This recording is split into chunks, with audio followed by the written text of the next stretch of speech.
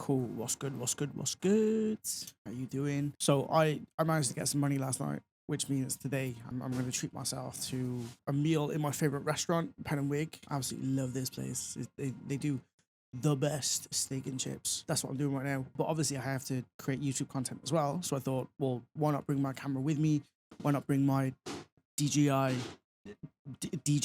microphones, get some content down while I wait for my food. So this video, I'm kind of just going to cover the kind of past year that I've had with my YouTube channel, YouTube content, the things that I've learned, the things that I feel, proud of, that I want to talk about and just create content of, because that's the whole point of being a content creator. You produce stuff, you reflect on it, see what worked, see what didn't, and then you just make more content going forward. So that is what this is. So as of today, I've got 188 subscribers to my YouTube channel, TheSonney Official, which is an increase of 129 this time last year. So some people, that's not a lot of subscribers, but because this is going to be my first official dedicated YouTube channel, to me, 129 subscribers in the past year, considering how kind of slapdash I've been with producing my content. 129, I'll accept it. I'm more than happy with that. It brings me closer to reaching that target of 1,000 subscribers, because obviously you reach 1,000 subscribers, you get 4,000 hours of watch time, you can qualify to becoming a YouTube partner. And that is the kind of long-term plan. To me, YouTube is a platform for longevity.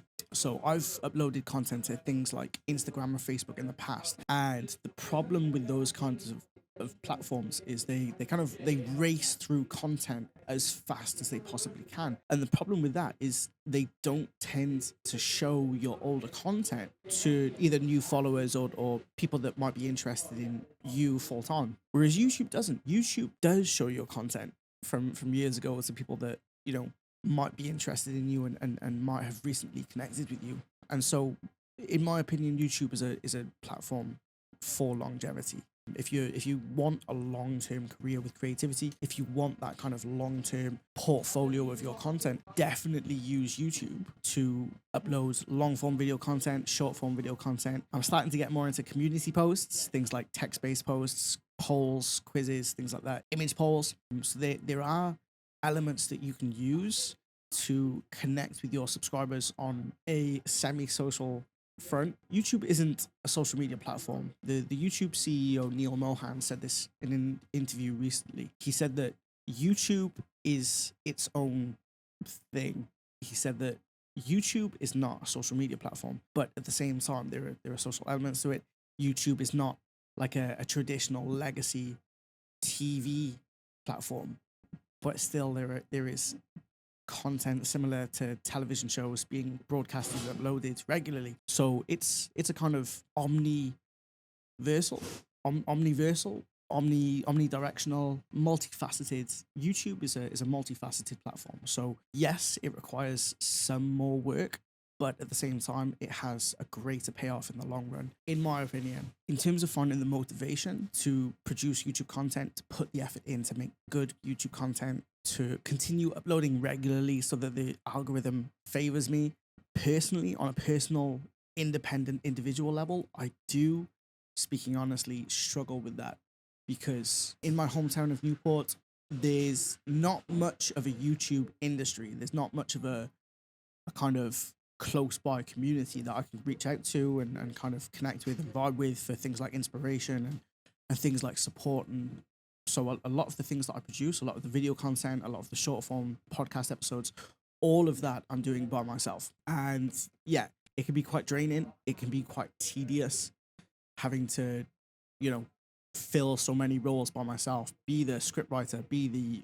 the producer, be the videographer, be the editor, be the publisher, be the social media account admin. Like the things that I'm saying are not new discoveries. People are aware that you have to wear many hats in this kind of role. But yeah, experiencing it firsthand, it does toll on me.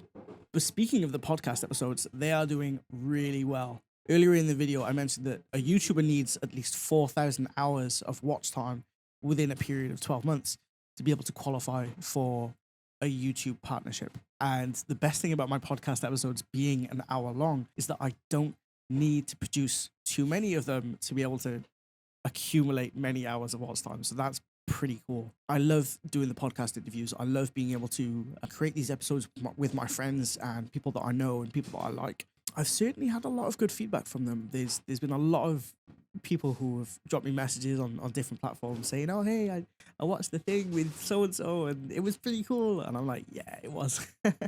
So that's pretty fun. Going forward, I would like to kind of shell out on a bit more equipment and maybe hire a member of staff to kind of help just with the production side of it. Just kind of, you know, while I'm in front of the camera, I can have someone behind the camera kind of pulling strings and pressing buttons and just making the whole process easier. Usually I try to control it all from my phone, but there are some times where getting up, getting down is necessary, and it kind of interrupts the flow of the interview. So if I had someone behind the scenes helping me with that, that would be fantastic. But at the moment, the money is not there to pay someone for their time.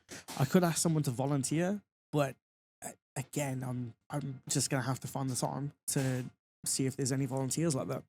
With the podcast content being more receptive, my leadership content has taken a backseat. The leadership shorts, the long form videos that I would have liked to have done, talking about the kinds of skills and lessons that I've learned that I feel like are universal enough to be able to shade in long form video content. Those kinds of videos have taken a bit of a backseat because, again, I'm producing podcast episodes. I'm a photographer as well. I do portrait photo shoots for a lot of people. I have a personal life. There are things that happen in my personal life. So yeah, there are a lot of different things that kind of get in the way of me being able to create the content that in the beginning, that's what I thought I wanted to do. And I definitely do still want to kind of produce that kind of content and contribute to the availability of that information being available on YouTube and online and things like that. But at the moment, I feel like I kind of need to prove that I've got that kind of experience and skills of demonstrating leadership. I need to demonstrate my leadership skills more than is currently available. So hopefully that kind of comes out in the podcast episodes. Hopefully that kind of comes out in a lot of the side projects that I do. Rome wasn't built in a day, so it's one of those things that's going to take time, proving to people that I know what I'm talking about and you should listen to me because I know what I'm talking about. So yeah, I mean, I think one of the best things about leadership as well is the fact that there's no one way to lead. There are different angles to come at it from. You can either lead from the front, you can lead from the back. So I'm trying to cover a range of different styles and demonstrations without, kind of blowing my own trumpet.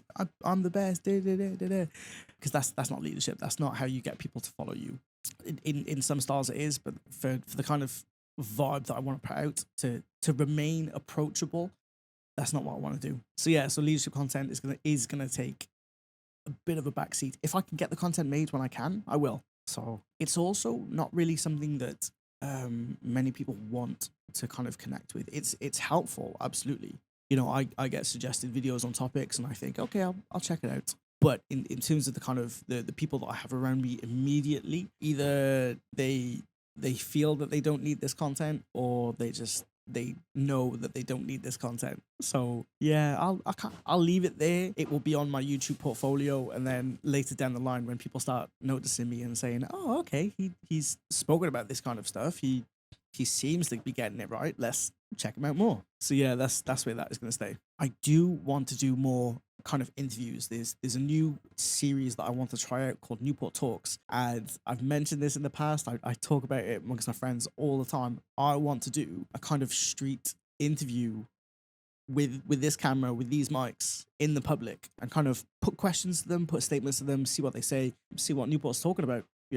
Hashtag Newport Talks. That is the idea behind the whole series. I feel like because there's not much of a YouTube industry in my city, in my hometown, that a lot of the culture that we have, a lot of the subculture that is unique to Newport and Newport's people and our behavior, our accents, our identities goes unrepresented online because this content is not being made. And so hopefully Newport Talks is kind of like it's like a scatter shot. I'm hoping to kind of hit multiple targets at the same time with the same content. So by demonstrating my interview skills, by demonstrating my ability to connect with complete strangers on the street, by giving complete strangers who are either living in Newport, visiting Newport, just happen to be in the right place at the right time, by giving them the chance to share their thoughts and opinions on things, they're able to be represented online. Who knows? We might discover something. We might get given an answer to a question that at the time we think is not important, but again, years down the line, people come back and look at this content and they're like, oh, so these people kind of know something. Maybe we should give more money to these people. That's yeah. I love my hometown. And this is it. This has been me talking for about 15 minutes, but I think the video will probably be closer to about 10 minutes. Again, it's content. It's me talking about my YouTube channel from the past year, the things that I've learned, the things that I've experienced. I love doing all of this. I love being creative, creating videos, creating pictures, working with audio, getting people involved, talking, communicating, and all of this kind of stuff. So going forward, I definitely will be sticking to my YouTube content. Hopefully, I'm going to be able to commit a lot more time, money, and resources into creating this content full time. There have been some significant changes in my life recently. That means that I will have to kind of adapt and move things around. You're going to be seeing different studio spaces. You're going to be seeing different kind of people interacting with my work. But hopefully it should be the same energy. Hopefully it should be the same kind of like enthusiasm and just love for the craft. So yeah, please remember to like and subscribe. And if you can check me out on Patreon, www.patreon.com/TheSonney, you'll be able to find a minimum subscription tier for £3. And it's honestly, it's the lowest that I can set it. Patreon will not let me set a lower subscription tier for £3. I am trying to include Discord access as well. I've seen it from other Patreon creators, but that means I have to finish setting up my Discord server. I have to set the roles and everything for everybody. I have to make sure that I give enough, right? Because at the moment, my Patreon, if you subscribe to me, you're subscribing to me out of goodwill. You're only supporting me out of pure kindness, and I don't feel like I'm getting my gratitude enough across. So I want to do things like giving VIP access to my Discord server, giving discounts on, Middle Finger Promotions merchandise and Middle Finger Promotions events, things that are going to be coming up in the coming year, things like workshops, things like live podcast recordings, things like, guest appearances, because the more that I grow, the more contacts I make, the more influence I'm able to have in bringing these kind of bigger names not only to my city, but also in front of the camera. So yeah, that's it from me. Peace.